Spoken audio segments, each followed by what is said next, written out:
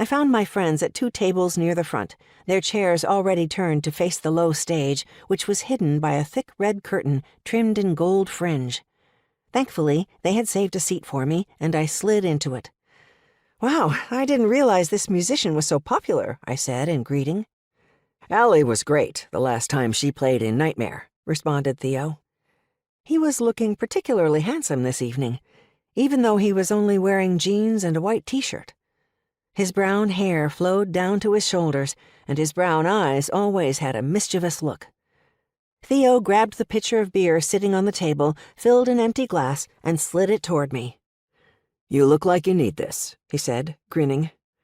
Even though he was a vampire, Theo had no fangs, so his teeth looked totally normal. I thanked Theo and raised the glass toward him, then took a sip. Before I could swallow, though, the pitcher began to slide along the table by itself, and I gasped, then coughed. Malcolm gave me a thump on the back with a pale, bony hand. While my other friends from the sanctuary tended to dress normally when they left the year-round haunted house where most of them lived and worked, Malcolm was in his usual long black coat and top hat. His tall form and gaunt features made him stick out in a crowd anyway, so I guessed he figured there was no point in changing his outfit.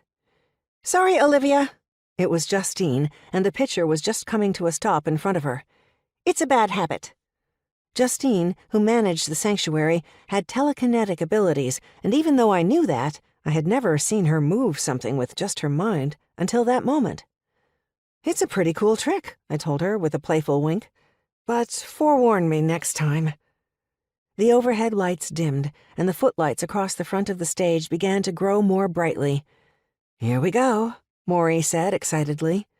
She turned to me, her burnt orange eyes intense even in the low lighting.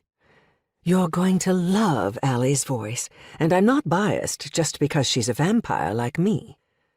Unlike Theo, Maury did have her fangs, and they gleamed as she smiled at me. Just a week before, I had found out Allie Nunes was a singer who toured the country on what Theo referred to as the supernatural circuit.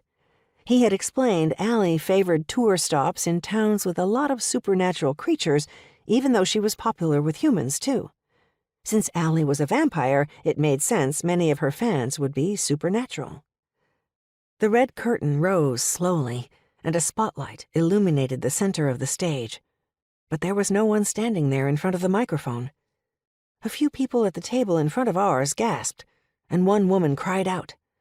I leaned forward, trying to figure out what they were seeing that I wasn't.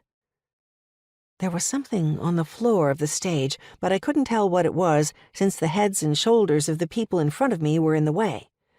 I half rose from my chair and immediately wished I hadn't. There was a woman dressed as a saloon girl sprawled on the stage, her open eyes staring blankly upward. A wooden stake was protruding from her chest.